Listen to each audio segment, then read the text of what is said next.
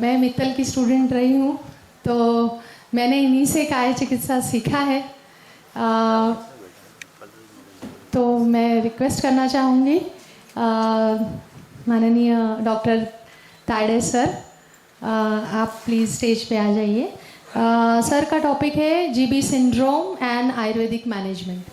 नमस्कार, मैं वैद्य Vinayak Tayade, retire professor काय चिकित्सा, मास्टर आदमी हूँ मैं। शास्त्र में कई रोगों का नामकरण नहीं किया है। शास्त्र में लिखा है विकार नाम कुशलाः न जीवति कदाचनः न ही सर्वविकाराणां नामतो ध्रुवा स्थिति। ये जो श्लोक जो बताया है चरक जी ने, ये इसलिए बताया है जहां व्याधि का विनिश्चय नहीं किया जाता है, जहां व्याधि का वर्णन नहीं रहता है, ऐसे व्याधि की जब हम चिकित्सा करते हैं तो आप कैसे करेंगे? शास्त्र में तो लिखा नहीं है, फिर हमें कैसे करना चाहिए? तो शास्त्रकारों ने लिखा है विकारणाम कुशलाः न जीवति कदाचनः न ही सर्वविकाराणां नामतो ध्रुवा स्थिति। ये जो श्लोक को ध्यान में रखते हुए हमें एक बात ध्यान में रखना चाहिए कि स्थान के दृष्टिकोण से, दोष के दृष्टिकोण से, आकृति के दृष्टिकोण से, लक्षण के दृष्टिकोण से, ये सभी प्रकार के दृष्टिकोण से, स्रोतस के दृष्टिकोण से हम व्याधि का विनिश्चय कर सकते हैं। दोस्तों, ऐसी एक व्याधि है जो क्रिटिकल डिजीज के अंतर्गत आ जाती है। काफ़ी व्याधियाँ है, माइस्थेनिया ग्रेविस है, उसका वर्णन नहीं है, लेकिन आयुर्वेदिक वैद्य उसकी ट्रीटमेंट करते हैं। वैस्कुलर नेक्रोसिस, उसकी ट्रीटमेंट आयुर्वेदिक वैद्य करते हैं।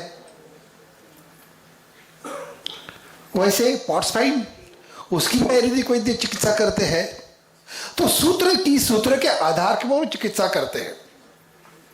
ये सूत्र के आधार के ऊपर वो चिकित्सा करते हैं।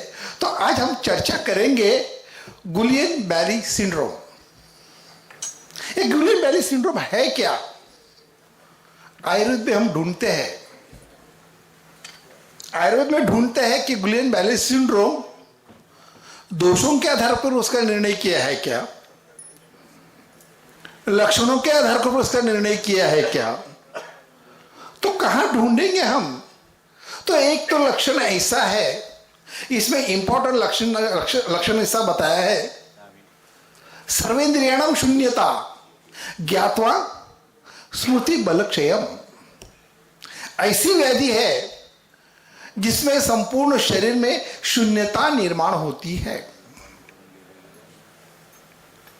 टोटल बॉडी में वीकनेस निर्माण हो जाता है। हमारे जो इम्यून सिस्टम जो है, ये इम्यून सिस्टम हमारे जो नर्व्स रहते हैं उसमें जो माइलिन शीथ रहता है, ये माइलिन शीथ के ऊपर अटैक करती है और फंक्शनल डिफॉर्मिटी निर्माण कर देती है। ये ना, तो ये फंक्शनल डिफॉर्मिटी जब निर्माण करती है और स्ट्रक्चरल डिफॉर्मिटी निर्माण करती है, तो आप देख रहे कि डीमाइलेटिंग इन्फ्लेमेटरी डिजीज जो है उसको हम गुलियन-बैली सिंड्रोम कहते हैं। ये सिंड्रोम है, लक्षण समुच्चय है। इसका वर्णन आयुर्वेद में ढूंढना है हमें। तो इसको हम क्या कहेंगे? ये जो डिसीज है इसका वर्णन हमें ढूंढना है कि इसको हम क्या कहेंगे।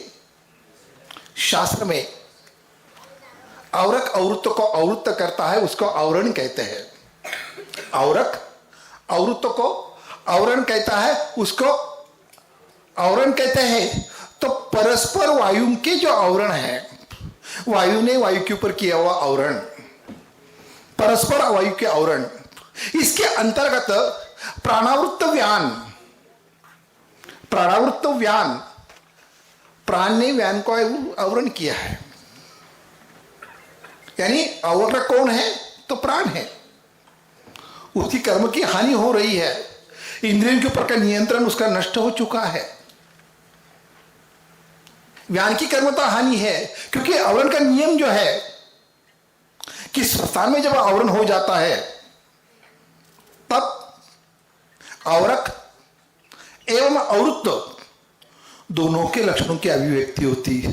सामान्य नियम यह है कि आवरक और अवृत्त में आवरक के लक्षण बलवान होते हैं और अवृत्त के लक्षण क्षीण होते हैं, लेकिन स्वस्थान में जब आवरण हो जाता है उस समय दोनों के लक्षणों की अभिव्यक्ति होती है। तो इसी प्रकार के जो लक्षण जो है यह हमें गुलियन-बैरी सिंड्रोम में मिल रहा है। तो ये अपन देखते हैं कि कॉजेटिव फैक्टर्स क्या क्या रहते हैं। वायरल इन्फेक्शन रहता है, जाइका वायरस, बाद में साइटोमेगालस वायरस, टॉक्सोप्लाज्मा, ये सभी प्रकार की जो वायरस का इन्फेक्शन जब हमारे बॉडी के ऊपर हो जाता है तो रिस्क फैक्टर क्या हो जाता है? तो गुलियन-बैरी सिंड्रोम निर्माण होने की संभावना ज्यादा रहती है, ऐसा मॉडर्न वालों का कहना है। ये बराबर है। इन्फेक्शन और इन्फेक्शन के कारण हमारे बॉडी जो हेल्थी जो नर्व सेल जो उसमें के जो माइलिन शीट जो रहता है, जो एक्सन के ऊपर सराउंडिंग रहता है, उसमें डिफॉर्मिटी निर्माण होती है, उसके फंक्शनल डिफॉर्मिटी निर्माण हो जाती है। इस प्रकार की विकृति जब निर्माण हो जाएगी उस समय हमें देखना कि सिम्टम्स कौन से एग्रीवेट हो जाते हैं, सिम्टम्स कौन से मिलते हैं। Next slide please. तो उसमें जो सिम्टम जो बोलते हैं कि एक है मारुतानाम ही पंचानाम तानी सम्यक प्रतिकर्ते थे, सर्वेंद्रियाणाम शून्यता स्मृति बलक्षयम, पंचात्मक वायु की विकृति होती है।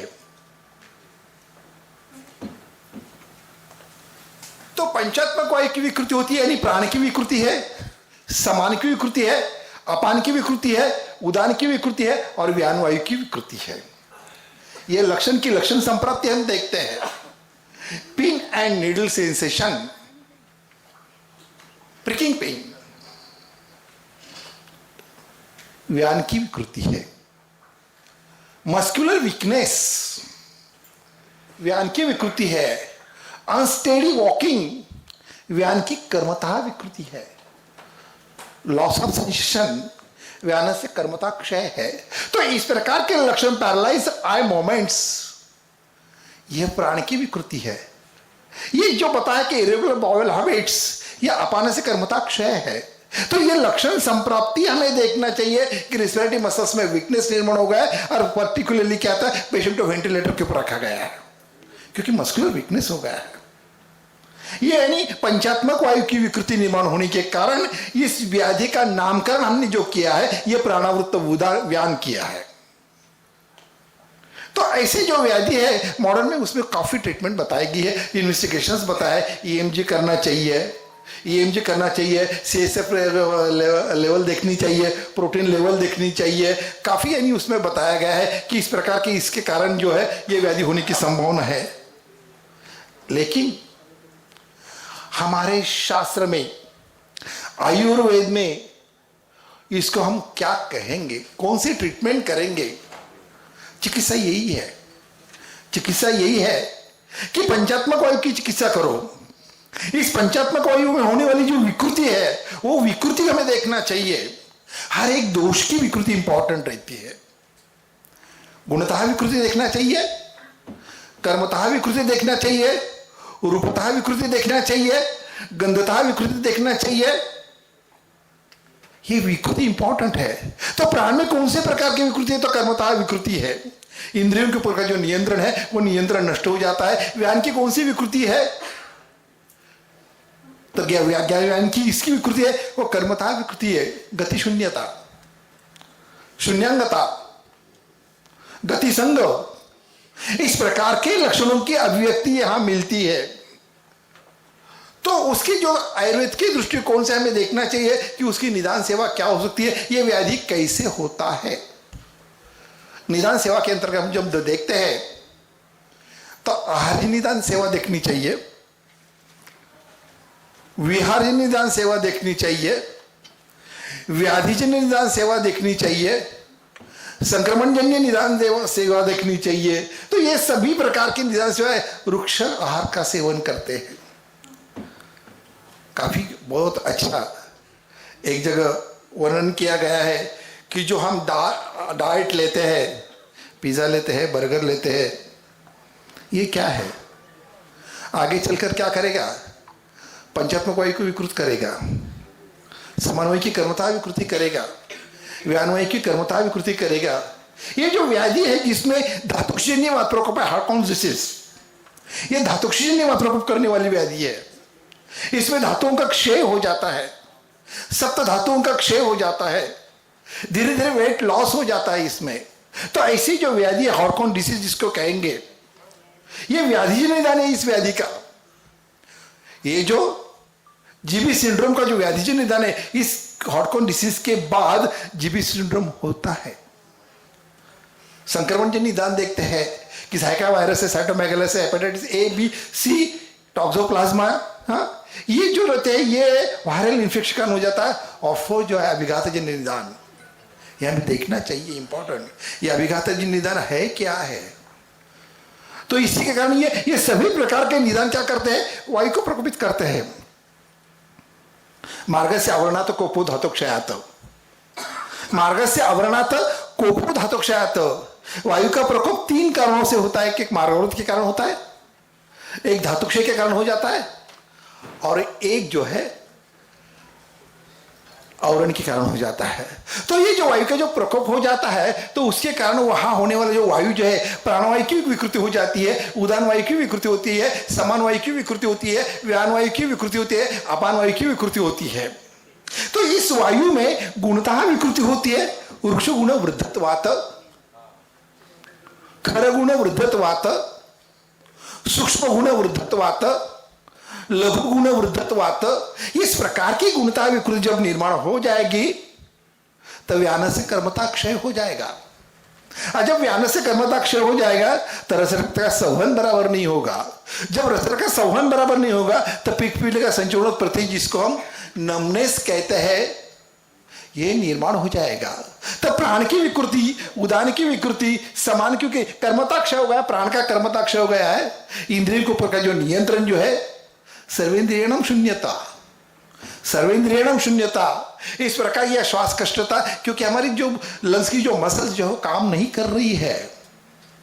तो यह वायु की विकृति हमें देखना चाहिए कि इसके कारण क्या हो जाता है कि उदान वायु वाक प्रवृत्ति प्रयत्न ऊर्जा बलवर्ण स्मृति क्रिया, स्मृति क्रिया बलवर्ण क्षया, जैसे कि उदान की विकृति बताई गई है। समान वायु की बताते हैं कि वृक्षाहार ज्यादा के लेने के कारण जो अन्नम गृणुति पचति विवेचित और विमुंचति, ये जो कार्य होना चाहिए ये प्राकृतिक कार्य होता नहीं है। भूख नहीं लगती है, इरेगुलर बाउल हैबिट्स, अपना से कर्मताक्षय।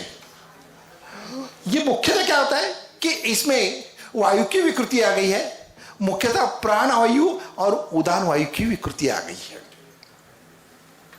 ये सभी प्रकार के लक्षण जो है, ये सभी प्रकार के लक्षण प्राणवायु के, उदान वायु के, समान वायु के, अपान वायु के, और ये सभी प्रकार के लक्षण हमें जीबी सिंड्रोम में मिलते हैं। इसलिए पंचात्मक वायु की व्याधि है, ऐसे हम निश्चित कर सकते हैं। अपन देखते हैं ये सभी प्रकार के लक्षण, जैसे मुख्य तो क्या करते हैं कि प्राण और व्यान की विकृति है, गुणता विकृति है, शिरा स्नायु विशोषित। तो इस व्याधि का समन्वय थोड़ा सा हम पैरालाइज के साथ करते हैं।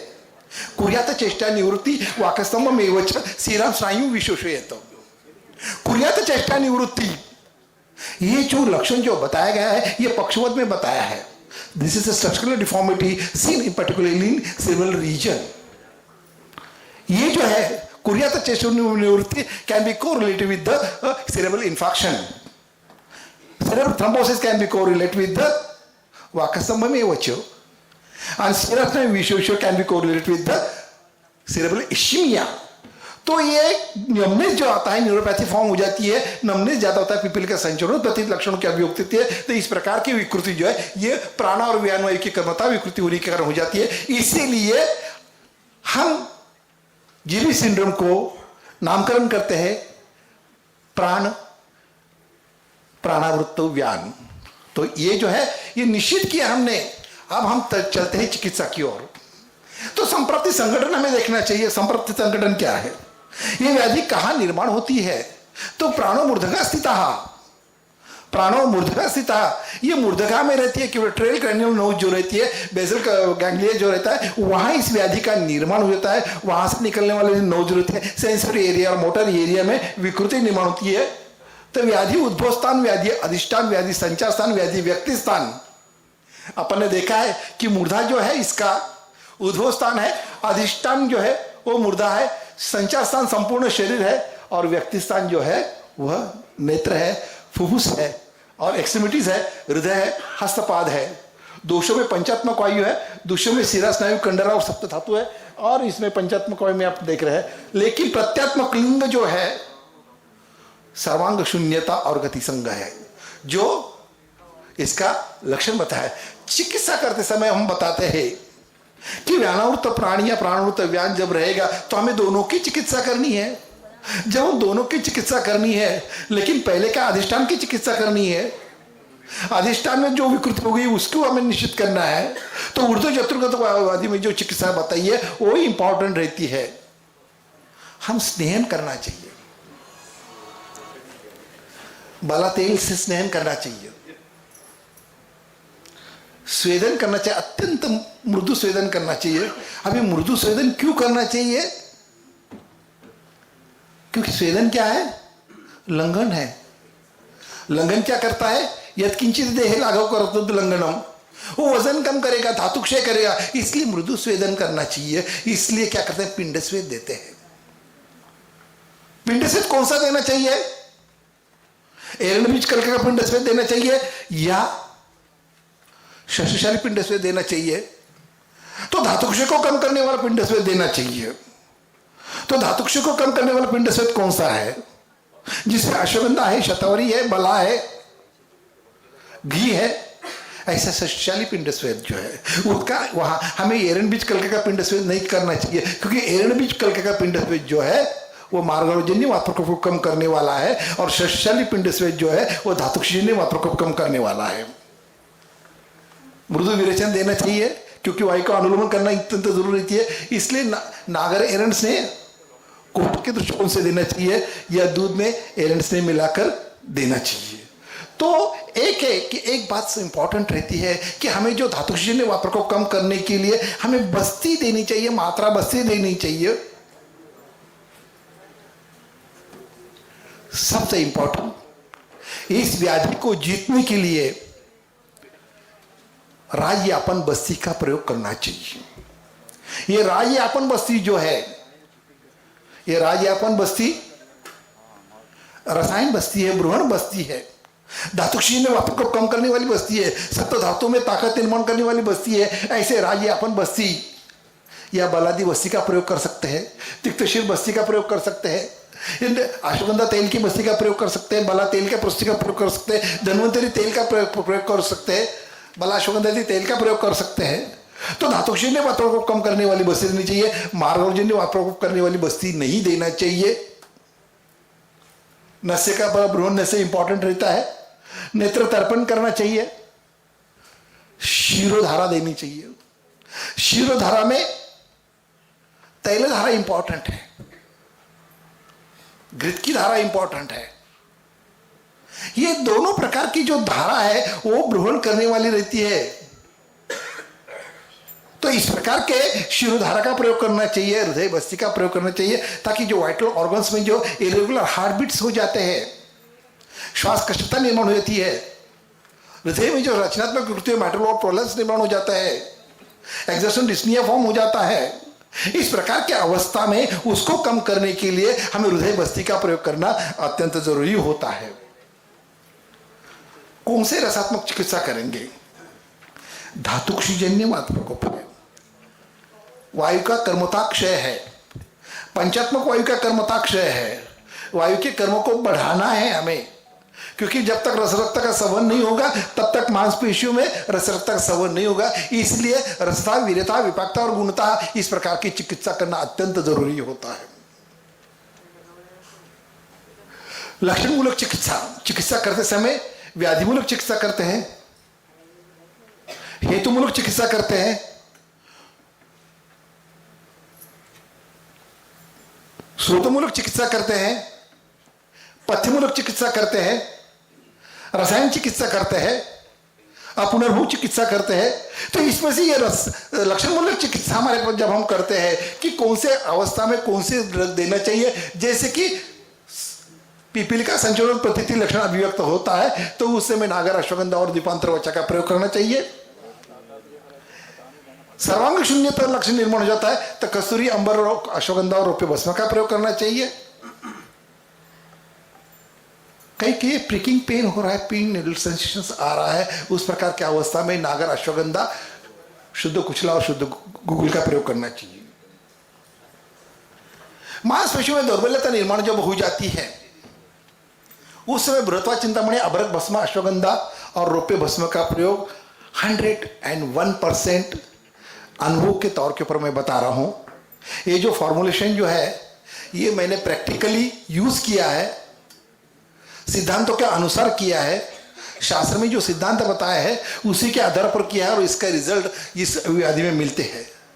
इरेगुलर हैबिट्स में हम देखते हैं कि अर्जुन, महालक्ष्मी विलास, साइनस टैकिकार्डिया, साइनस एरिथीमा,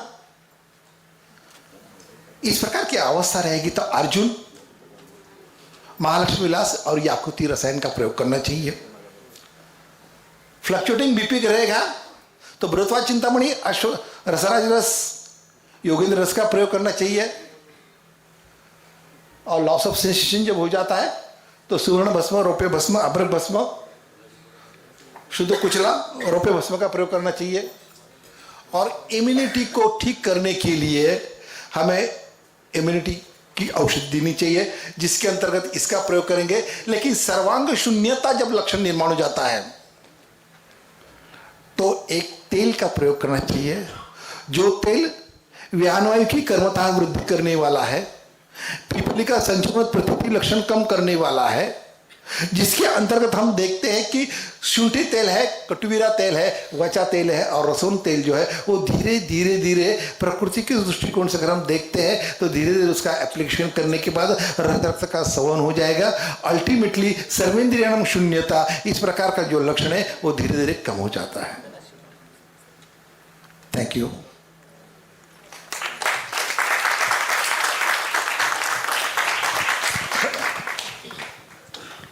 धन्यवाद sir. May I call upon Shetty sir to please come from here, and Rahul Agarwal sir please to felicitate Tade sir.